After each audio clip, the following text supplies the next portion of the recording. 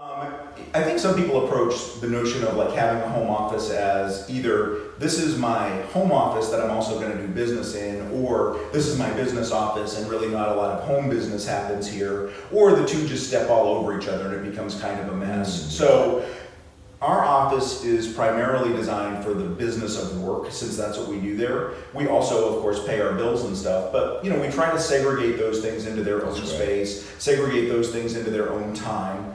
And so that when we're there, like to your point earlier about how important is the workspace at home for an entrepreneur, it's easy to sit down at your desk and see 10 different things that are related, 5 of which are personal, 2 are family, and 3 are work, and just suddenly feel like you're working on all of those at once.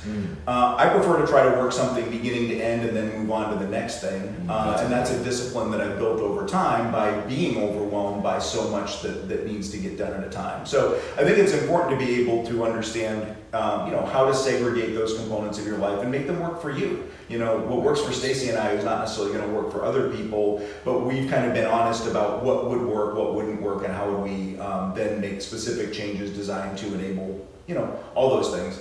And part of it too is just also, working with and not against, the family rhythm. Like when the kids are away at school, that's the best time to do work, right? It's harder when they're home raising ruckus and things. Some people kind of rail against that. Stacy and I are pretty pragmatic. Like let's try to make these things work in the ways that they work more naturally, and kind of keep the flow going.